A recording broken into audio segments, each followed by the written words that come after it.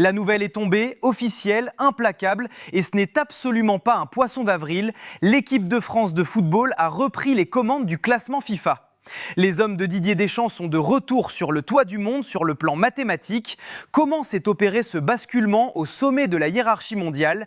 L'équation s'est résolue lors de la dernière trêve internationale.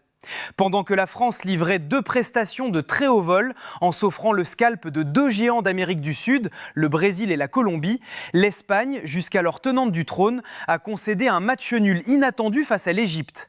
Ce faux pas de la Roja a suffi au bonheur des Bleus pour leur chipper cette première place honorifique. Mais au-delà des calculs d'apothicaire de l'instance internationale, une question aussi sobre que vertigineuse brûle les lèvres de tous les observateurs. Ce classement reflète-t-il la stricte réalité du terrain? Les Bleus sont-ils intrinsèquement, footballistiquement parlant, les meilleurs du monde à l'instant T? Sur notre plateau, le débat a littéralement explosé, scindant nos experts en 2 camps diamétralement opposés. Et celui qui a dégainé le premier, avec la verve et l'assurance qu'on lui connaît, c'est Nabil Djellit.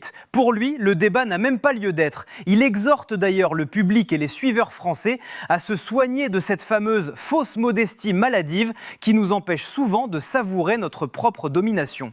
Son constat est clinique. Oui, l'équipe de France est actuellement la machine la plus effrayante de la planète football. On peut faire semblant, on peut se voiler la face, mais la vérité c'est que la meilleure équipe au monde, c'est l'équipe de France, assène-t-il d'emblée.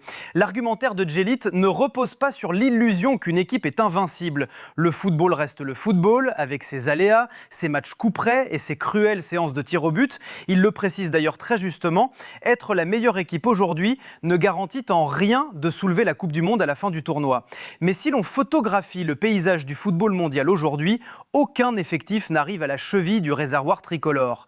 Pour étayer son propos, Djellit s'appuie sur les faits d'armes récents, surclasser le Brésil, nation historique par excellence, et étouffer la Colombie, l'une des équipes les plus en forme du continent sud-américain et récente finaliste de la Copa América, ne relève pas du hasard. C'est une démonstration de force absolue. Le monde entier regarde la France avec des yeux écarquillés, terrorisés par la densité athlétique et technique de son vivier.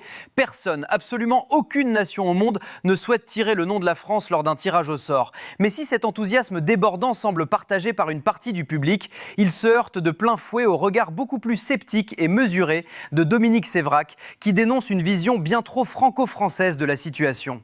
Face à cette véritable enflammade et cette déclaration d'amour de Nabil Djellit envers l'effectif tricolore, il fallait bien une voix dissonante pour ramener un peu de froideur analytique sur notre plateau.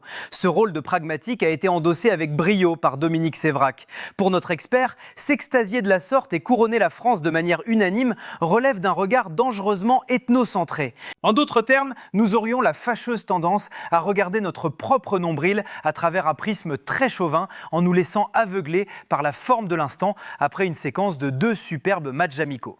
Le premier axe de la contre-attaque de Sévrac consiste à déboulonner le totem du fameux classement FIFA. Sur le papier, trôner à la première place est toujours flatteur pour l'ego national. Mais dans la réalité impitoyable du football de très haut niveau, cet algorithme s'apparente parfois à un gigantesque miroir aux alouettes. L'argument fatal brandi par notre chroniqueur est incontestable et il résonne comme un avertissement. Le cas de la Belgique. Souvenons-nous, pendant de très longues années, la génération dorée des Diables Rouges a squatté la toute première place de ce classement mondial. Le bilan à l'arrivée, 0 finale de tournoi majeur disputé et un palmarès désespérément vierge. Le classement FIFA récompense une forme de régularité mathématique sur des fenêtres de match souvent inégales, mais il ne forge pas les légendes et ne remplit pas les armoires à trophées. Toutefois, Dominique Sévrac n'est pas là pour faire du dénigrement gratuit. L'honnêteté intellectuelle le pousse à concéder un point fondamental à son contradicteur. Si l'équipe de France n'est peut-être pas la meilleure au sens de la domination globale, elle est indiscutablement la formation la plus complète de la planète. L'analyse, ligne par ligne, donne le vertige à n'importe quel sélectionneur. Elle a une attaque de feu, le gardien Mike Maignan est génial, le milieu est très bon et la défense est solide avec un Upamecano qui reste un super défenseur malgré ses récents cartons, admet-il volontiers. Mais attention, posséder le meilleur casting sur la feuille de match ne donne pas le droit d'effacer le palmarès des concurrents directs. C'est là qu'intervient le concept central de la démonstration de Sévrac, le faire fi. Pour lui, clamer haut et fort que la France écrase la concurrence, c'est faire preuve d'amnésie sélective. C'est faire fi de l'Argentine qui, avec sa grinta et son vice, détient la couronne de championne du monde. C'est faire fi de l'Espagne, véritable machine à broyer collectivement et championne d'Europe. C'est même oublier le Portugal, vainqueur de la Ligue des Nations. D'ailleurs, lorsqu'on le pousse dans ses retranchements pour livrer son propre top 3 mondial actuel, la réponse de Sévrac est limpide. 1. L'Espagne. 2. La France. 3. L'Argentine. Un trio de tête au coude à coude, aux places potentiellement interchangeables, mais où la maîtrise tactique espagnole garde selon lui une infime longueur d'avance sur le rouleau compresseur athlétique français. Si le débat sur la suprématie tactique pure peut s'éterniser sur notre plateau entre partisans du jeu léché et amateurs de puissance brute, il y a un élément absolument irréfutable qui vient donner un immense crédit à la thèse de Nabil Djellit, la psychologie. L'équipe de France aujourd'hui ne se contente pas d'enchaîner les victoires ou de truster le sommet des algorithmes de la FIFA, elle instille une peur viscérale dans l'esprit de ses adversaires. Les Bleus ne sont plus seulement une grande nation historique du football, ils sont devenus l'équipe à abattre par excellence. Ils portent une immense cible dans le dos, un statut de boss final qui prouve mieux que n'importe quel palmarès récent l'empreinte oppressante qu'il laisse sur la planète football. Pour mesurer concrètement l'ampleur de cette terreur psychologique, il suffit de s'attarder sur une séquence absolument surréaliste qui s'est déroulée hier à des milliers de kilomètres de l'Hexagone. L'Argentine, championne du monde en titre et rivale absolue de la France depuis la finale épique de Doha, venait tout juste d'étriller la Zambie sur le score sans appel de 5-0. Lionel Scaloni, le sélectionneur de l'Albi Céleste, s'installe sereinement en conférence de presse pour débriefer cette démonstration de force. C'est alors que l'impensable se produit. La sécurité est trompée et un supporter argentin, vêtu du maillot de sa sélection, fait irruption en tronc dans la salle face aux caméras et aux journalistes. Et que crie-t-il à l'attention de son entraîneur? Vient-il s'extasier sur la manita infligée aux Zambiens? Absolument pas. Son obsession immédiate, son angoisse suprême, c'est la France. Attention à l'équipe de France, préparez-vous, il faut les battre parce qu'ils sont vraiment super forts. Ils sont chauds bouillants, hurle-t-il. Cette anecdote, aussi folle et cocasse soit-elle, est d'une puissance symbolique inouïe. Quand le premier réflexe d'un supporter argentin acharné au sortir d'une victoire écrasante de son équipe et de mettre en garde son propre sélectionneur contre l'armada de Didier Deschamps, cela en dit long, très long, sur le traumatisme et la crainte que suscitent les coéquipiers de Kylian Mbappé. La rivalité est exacerbée certes, mais elle est avant tout nourrie par une conscience aiguë du danger mortel que représente le réservoir tricolore. Mais d'où vient précisément ce sentiment d'impuissance chez l'adversaire? La réponse tient en une métaphore brillante, lâchée en plein débat sur notre plateau. L'équipe de France est devenue une véritable équipe de hockey sur glace. L'image est aussi frappante que tristement réaliste pour la concurrence. Au hockey, la puissance d'une franchise réside dans sa capacité à faire tourner ses lignes, ses blocs de joueurs, sans que le niveau d'intensité globale ne baisse d'un iota. C'est exactement le luxe inouï dont dispose aujourd'hui Didier Deschamps. Un problème de riche XXL que s'arracherait n'importe quel autre sélectionneur, de Luis de la Fuente en Espagne à Lionel Scaloni en Argentine.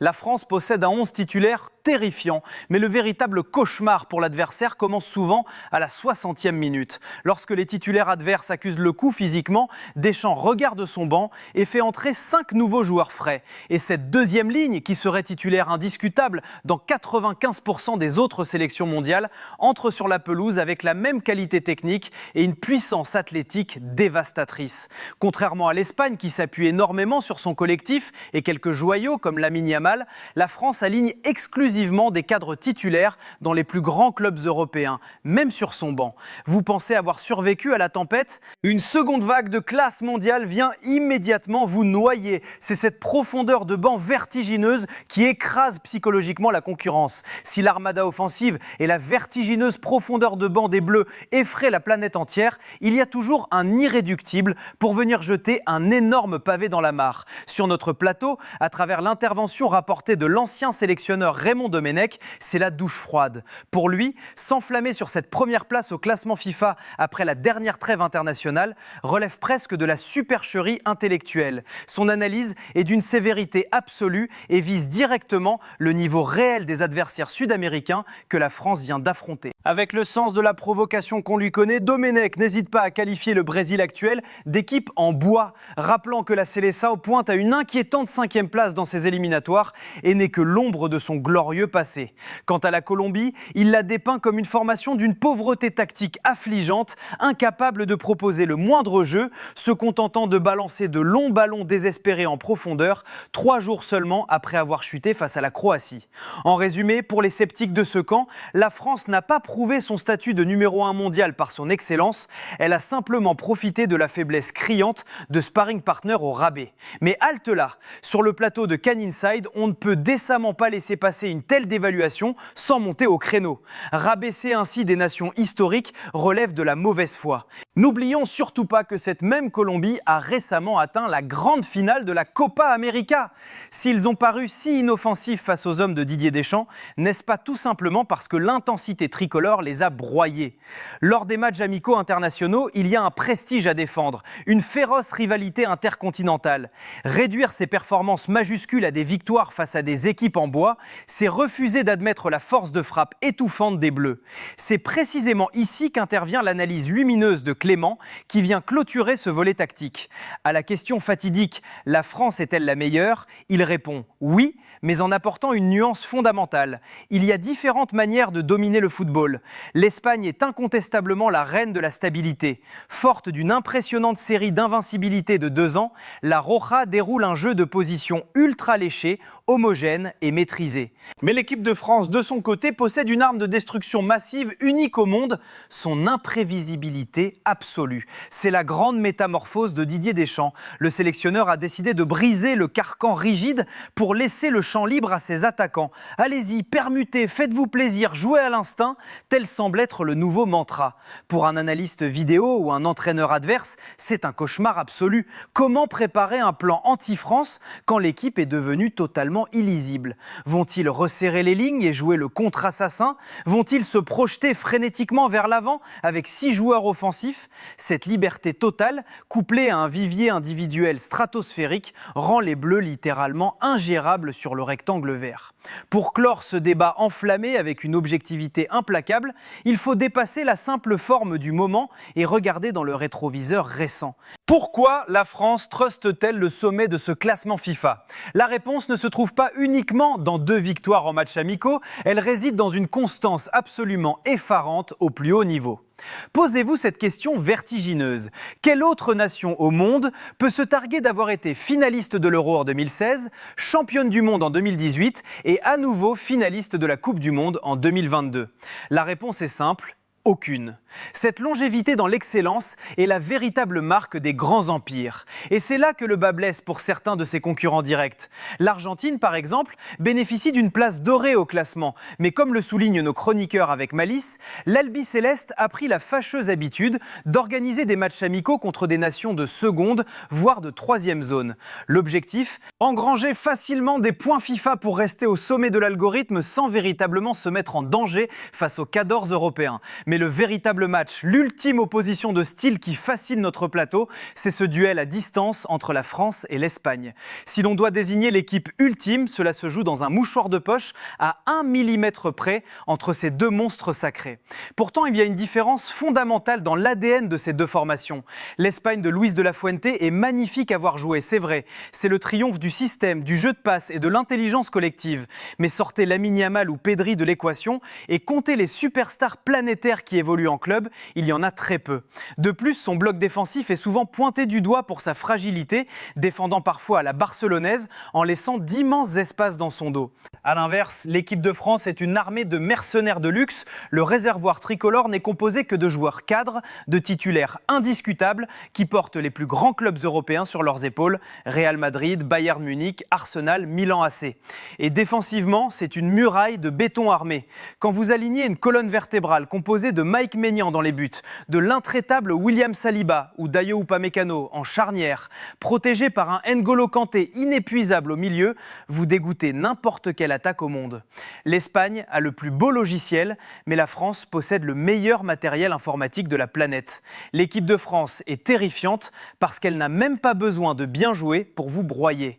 C'est cette impression de puissance brute, de supériorité individuelle à tous les postes qui fait pencher la balance. La France est bel et bien de retour sur le toit du monde et toute la planète football le sait pertinemment.